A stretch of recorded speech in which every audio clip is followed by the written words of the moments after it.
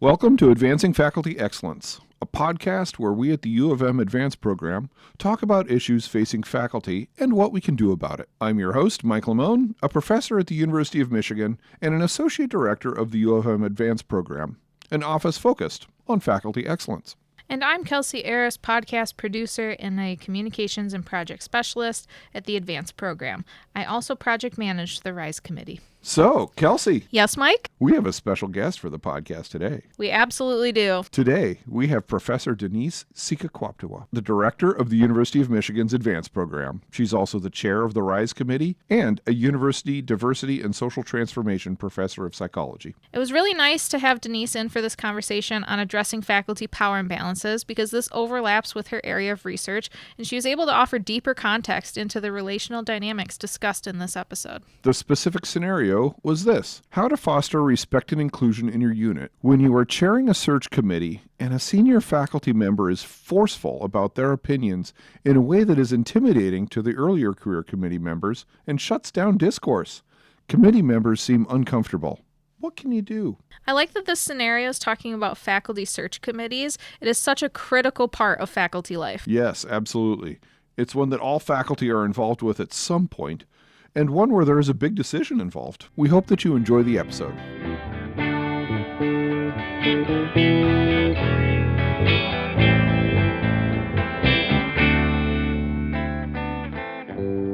Our guest today is Professor Denise Sekaquaptewa, the current director of the University of Michigan's Advanced Program, the current chair of the RISE committee, and a professor of psychology here at the University of Michigan.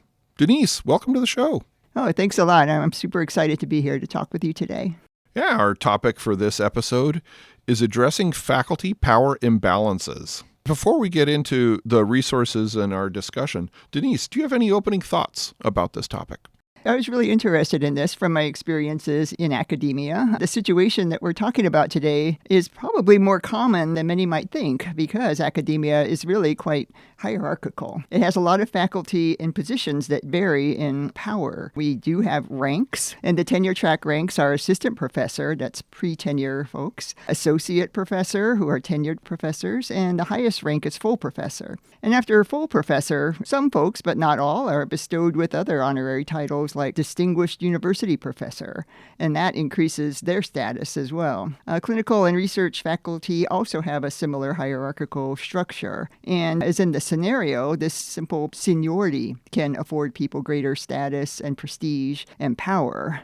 So if a committee includes people from these varying positions, and most committees do, there are inherent power imbalances that can negatively affect the functioning of the committee, as what happens in this scenario. And these power imbalances make it more difficult for those in lower status positions to speak up. And I think this is where a leader can step in to intervene, but taking actions really not only limited to the committee leader. We all really have potential roles to play. Mm-hmm. We are very hierarchical with our levels that we're at, and it's not like those levels come with suddenly you now have a big staff associated with you unless you become, say, a director of something. But just moving up from assistant to associate, there's almost no change in your on supervisory the day-to-day, role. right? Day-to-day. Yet Yeah. your title has changed. Yes, I would agree. So it really is a matter of that label and that title. Yeah. One component of this topic is the microaggression. In fact, the additional resources for this climate case study specifically tackle this concept from a number of different angles. The first resource is a review published in American Psychologist by Daryl Sue and colleagues from Columbia University.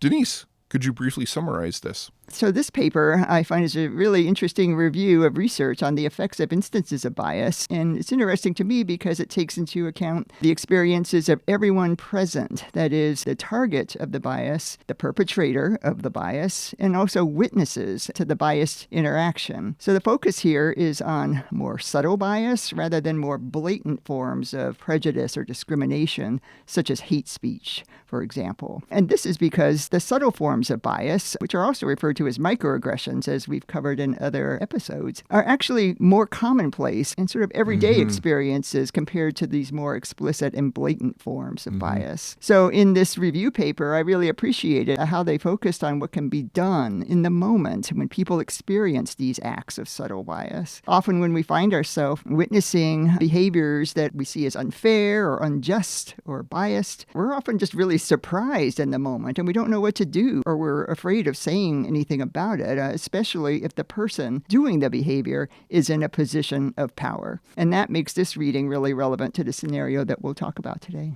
Another similar resource was published by Catherine Young and coworkers called Hierarchical Microaggressions in Higher Education. And they coded the microaggressions by type, with several subcategories within the larger group of microaggressions due to one or both people's hierarchy in the system. By far the largest type of hierarchical microaggression, with just over half of the responses, was evaluating or devaluing based on credential. This includes being left out of meetings, made to feel unimportant, or treating those with different educational or status level differently. Worse in the downward direction, but also better in the upward direction, which signals to people that there is a hierarchy. I think that aligns well with the idea of academia having a hierarchical nature, right? And so people come in with titles that are known to others, and therefore they become afforded these assumptions about the level of power that they have. Right. The second most common hierarchical microaggression was actions related to role within the system. And so this is like ignoring, excluding, showing surprise at someone's knowledge, or interrupting. Oh, yeah. Those are classic examples of microaggressions in the microaggression research literature. So in my own work, we study those kinds of interactions and find that some groups, perhaps those that are lower in power, often experience instances of assumptions of inferiority. That is, people assuming just because of the role they play or the title that they hold, that they don't have the level of expertise of others. So people question, in subtle ways, question their expertise in the area. Yeah, that assumption gets us into trouble. They have a really nice list of actions that supervisors can take to address hierarchical microaggressions, but I'd like to mention another resource for this climate case study that's also highlighted by the Young et al. Paper, and that is the Inclusive Excellence Toolkit by Trevino et al. From the University of Denver. This is a lengthy questionnaire for assessment of an academic workplace across a number of different facets, and then they guide you through the formulation of an action plan to address that. I think it's a powerful tool for helping academic units move forward. Seems like a worthy effort to undergo to really learn about your unit. The RISE committee formulates a specific scenario to help focus the discussion of the larger topic. So for today, our scenario is this: how to foster respect and inclusion in your unit when you are chairing a search committee and a senior faculty member is forceful about their opinions in a way that is intimidating to the earlier career committee members and shuts down discourse. Committee members seem uncomfortable. What can you do? That's what we're talking about today. And the RISE committee also uses Ron Richards' concept of the 8 levers of action, adapting them for addressing challenges within group cultural dynamics. So Denise, are you ready to walk through the levers? I am ready, yes. Awesome. Okay. We're going to start with the more systemic and policy-oriented levers today. Our first lever is environment. Denise, could you define this lever for us? So the environment lever really refers to aspects of the physical environment, which can include objects, images, and even the physical location of people. And this can influence how they really experience that environment. This holds for virtual environments as well. You know, we all know many meetings nowadays take place virtually, and things like virtual backgrounds and how people present themselves online also influence our experience. And do you have an example or two of how this lever could be used to address this scenario? Sure, I can talk about this both regarding in-person committee meetings as well as those that take place virtually. Yeah, that's both environment. Yes. Right.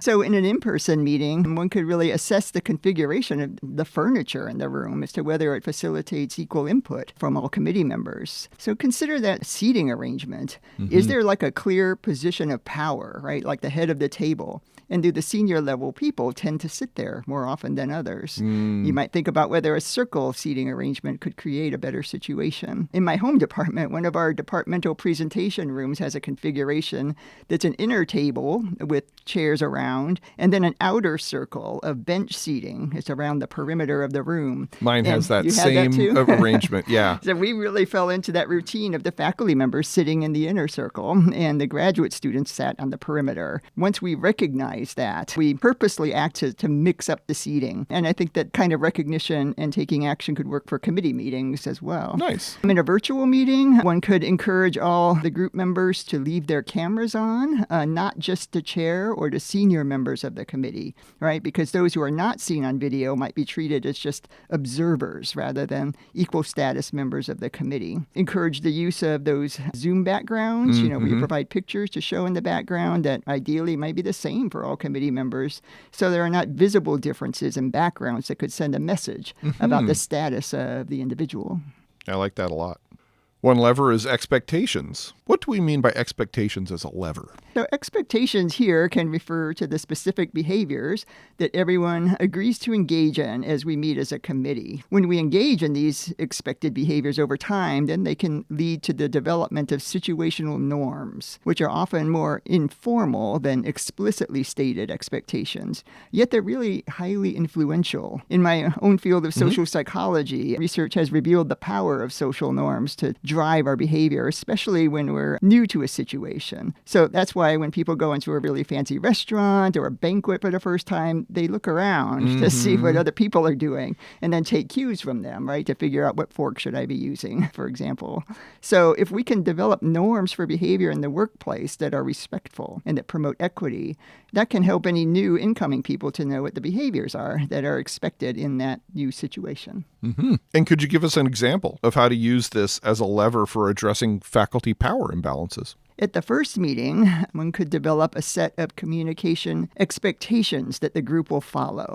And when people have the opportunity, that is, the people in the committee are given the opportunity to contribute to the development of those expectations, they may be more likely to follow them. That's really powerful. I like the co-creation. Yeah, the co-creation of how we're going to communicate with each other. These expectations might be tailored to your specific situation. So if you're meeting online, you might say, we're going to use the raise hand function in Zoom. And whereas in in-person meetings, people can raise their actual hands. It's just important to communicate that's how we're going to signal that we have input to provide. We also might think about what are the expectations about voicing dissenting opinions. How are we going to be sure that people have that equal opportunity to do that? Will we go around the room to give each person equal time to express their views, to be sure all voices are heard? At least when I've tried developing communication expectations with committees, I've been really happy to see that people are typically eager to provide this kind of input, and they have lots of ideas about improving communication. That might be because I tend to work with faculty members a lot, and many have created their own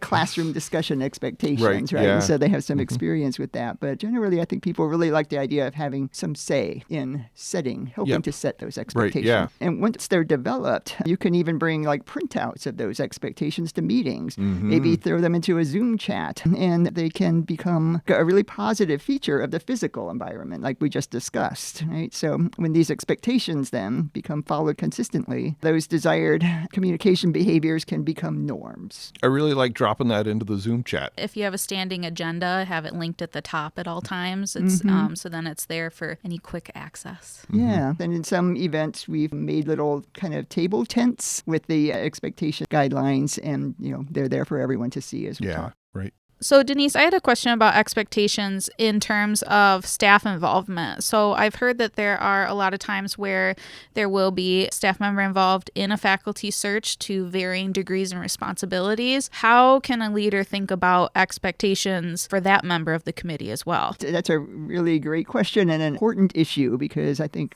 people really need to recognize the vitally important role of supporting staff members to a search committee. I mean, they really keep things running, right? right, with the group. And, I think that could be definitely part of one's set of expectations for behavior and communication expectations, being clear that the expectations that are set apply to everyone on the committee, which includes the support staff. So they also need to have the same level of respect and equity as any other member of the group. I also think ties in with our avoidance of subtle bias based on titles and roles, right? And being aware of that can help us avoid making those assumptions about others that might be based on those titles and roles in an unfair way. Yeah, thank you, Denise. Whenever I work with other staff on campus and me being a staff member, I always feel appreciated when whomever's leading whatever kind of room set up, that there's acknowledgement about my role and contributions. And then I do also like setting those expectations early. I think just gets everyone off on the right foot.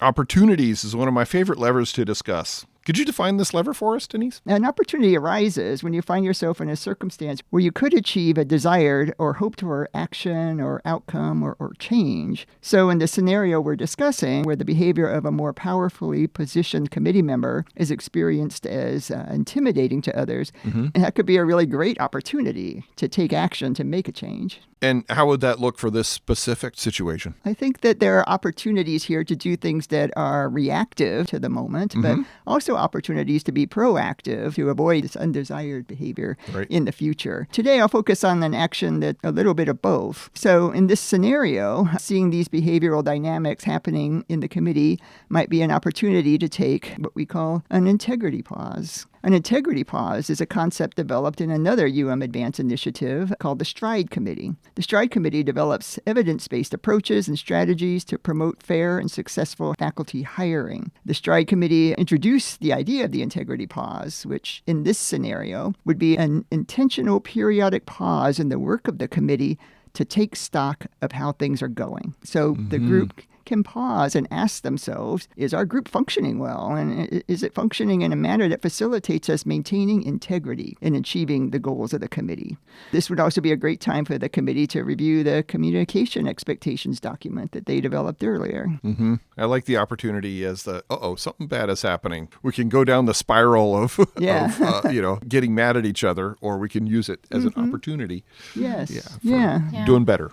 I love the integrity pause feature because you can even use it in the context of something doesn't quite feel right. Like you get that little kind of spidey sense that you're like, I don't know if something bad in particular is happening, but something doesn't feel good. So I think that's also a great opportunity in the conversation to at least voice that something feels off. How do we approach this? Yeah. And this provides room for that. It says this is the time and place where those can be brought up.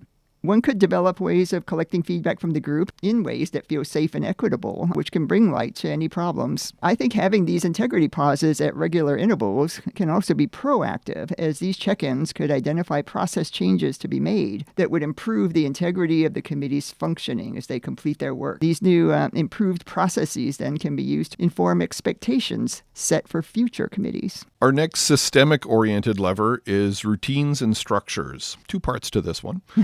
Denise, how are these terms being used here? Well, routines and structures refer to the way things are done within organizations, both informally, in the case of routines, and also more formally, as in the case of structures.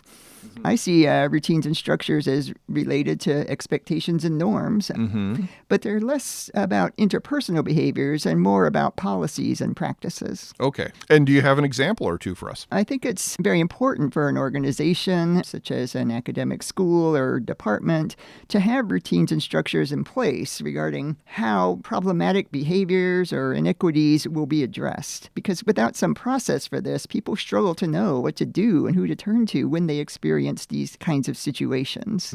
So within our committee scenario, the leader could provide a routine mechanism for committee members to bring concerns to the chair privately. At a broad level, such as within a school or department, examples of routines and structures to promote respect and fairness could include having programs in place to educate people about the resources available for people with concerns to have them addressed. To really be the most successful and effective, these structures should be transparent, content. They should be easily accessible and known to all. And one shouldn't have to really effortfully dig to have to find out what to do buried somewhere on a website, right? And the known, the informal routines. Yeah. Those are learned. I also think that the use of these structures to address problems like this should also be destigmatized. That is, they should be offered and described to people in a way that makes people feel comfortable about using them. Making it clear where to start if one is having these experiences is helpful. Is there a single entity that one should contact first, like an ombuds or a workplace climate lead? That's the first step in the process. It should be easy and safe for people to utilize policies and procedures designed to improve respect and fairness in the workplace. Yeah, knowing that path for addressing the issue is useful because a lot of times you're like, okay, something happened, but what do I do? What do I do? Yeah. Yeah, I think it's important for leaders to really be upfront about that. Recognizing these things happen, and this is the way that we will handle them. This is how you do it. This is the first step. Time is the next lever. For this scenario, how is time a lever? In considering time as a lever, we can think about how the use of time can be seen to reflect what people really value, right? And also what they don't value. So that's why if people raise a concern in a meeting and are told, we don't have time to talk about that today, they can feel like their concern is just not important to other people. Yep, we didn't make time. And do you have an example of using time as a lever? I think generally we really want to be careful that our use of time does not signal value in ways that we don't want and may not intend. And in our scenario about the committee, it may be that the senior level committee member is experienced as intimidating because they're taking up a lot of time in the meetings, right? Yeah. And this naturally results in other committee members having less time to contribute to the discussion.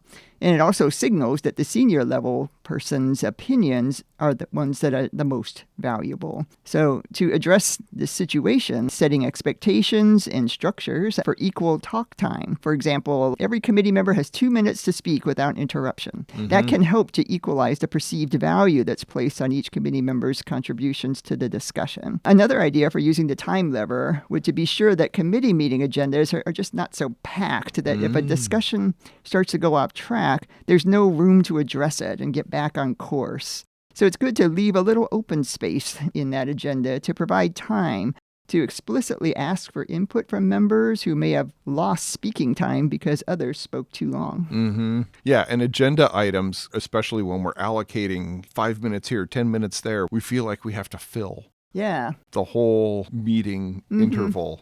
Otherwise, people will think, what are we going to do?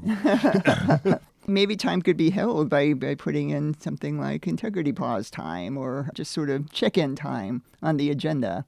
Just to see if there's something that people want to address just about the way the meeting's going. Leaving time for it can help any issues arising get addressed. So now we'll move on to the more in-the-moment levers. And the next two levers, interactions and language, are strongly related, and we can discuss them together. So what are these levers? Well, I see the levers of interactions and language as being really related because interactions often contain language, and both of these are influential to how human beings experience each other. Interactions involve the behavioral dynamics that take place between people, and language refers to the words people choose to use and the tone in which they're delivered. Of course, people also communicate non-verbally through facial expressions and body language. And so what is an example of using interaction or the choice of our language to address this issue? So in our scenario, the committee leader might start by acknowledging that the domineering committee member does have good intent before going on to identify how that person's behavior is violating behavioral expectations that everyone agreed upon. So I'll try to model this, and you can let me know how I do. Awesome. Okay? All right, here we go.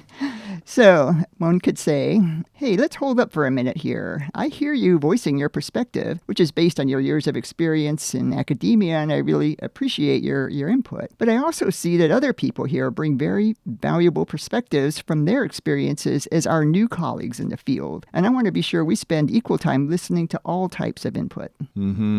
All right, so how did I do? I really like how you phrase that, Denise. When you talk about new colleagues, I think about that as very equalizing language to use, because in that space you are all peers. And I think that that's something really important to highlight as you're talking to the senior member in the conversation. Yeah, sure. And at the end, you use the word equal time, again, emphasizing that hopeful norm that the crew has set, that we take space, but also make space for everybody else. You know, as you can tell, using this disarming language is not always easy, right? But I think if we try these approaches, there's the possibility of making change. If, for example, the person here recognizes and changes their behavior on the committee in the future. But even if not, you yourself have served as a positive role model for all the members of the committee. And you put it in nice, polite words to them, so hopefully that's receptive for them. Helps them accept the message. The final lever is modeling. So I used to glue together model airplanes when I was young and then, wet and paste on the little decals to make it look cool. But that's not the modeling that we're talking about here.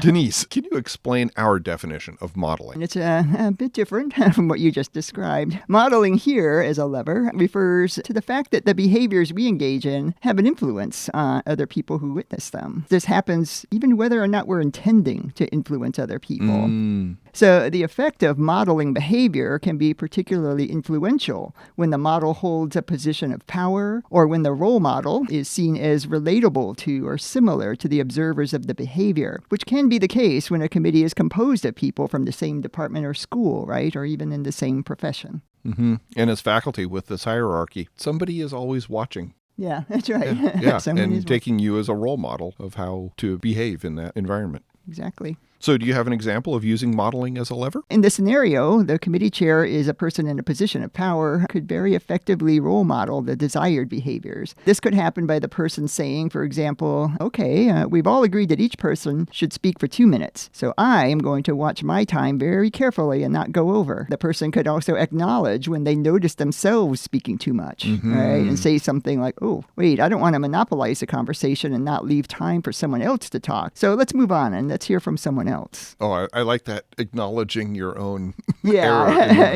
Your own wavering into, deviating from the expectations. That equalizes everybody in the room. Like, oh, okay, now even we're the all chair. free to do that. Yes. In my work as a social psychologist, I've conducted experiments demonstrating how seeing another group model egalitarian behavior can promote more equitable communication among small groups. In these studies, we had groups of science and engineering undergraduates watch a video showing a group of students that were similar to themselves engaging in a group discussion. And in that group discussion, men spoke a lot longer than women did. In another version of the video, the men and women group members they saw spoke an equal amount of time, right? And that was the egalitarian version of the video. Those student groups in our lab who saw the latter video, that is the egalitarian group role model, later engaged in their own group task, and we saw that the men and women in those groups actually showed equal talking times. How about that? Yeah, compared to those who saw the first role model video in which men spoke more than women. So I think that work suggests that people are influenced not only by the behavior of one other individual, like a committee chair, but they're also influenced by just the way the group interacts with each other. So when positive and respectful and equitable interactions are the norm in the group, they're observed by everybody who then may engage in behaviors similar to those that they see being modeled by others. How about that? We are social creatures and we interact with each other. Yes. And follow each other's examples and models. Yes. We made it. Denise, that was a wonderful conversation on a fairly heavy topic. Do you have any final words on the subject? I think that we've discussed these levers separately, but they do intersect, and some actions taken can pull more than one lever. So therefore, the levers here can work together, and the actions that you take can therefore have a multiplied effect in promoting a more respectful workplace. That was Professor Denise Sekaquaptewa, the current director of the University of Michigan's Advanced Program and a professor of psychology here at the University of Michigan. Thank you so much for joining us today. Thank you. Thanks for having me. This has been an episode of the Advancing Faculty Excellence podcast, a product of U of M's Advanced Program. The views expressed in this episode are those of the guests and hosts and do not reflect official positions of the University of Michigan. I'm Mike Liemohn, the host of this episode.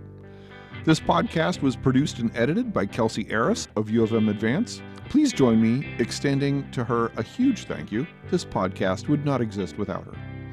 We want to give a special thanks to our musical crew. Composition by W.P. Norton and performed by So Say We All. with W.P. Norton on lead guitar, and University of Michigan professors Elena Lemon on rhythm guitar and Denise Sekaquaptewa on bass guitar. We also thank the Shapiro Library Design Lab team for production support, including usage of their sound studios. Please rate, review, and subscribe to this podcast. Thank you all for listening.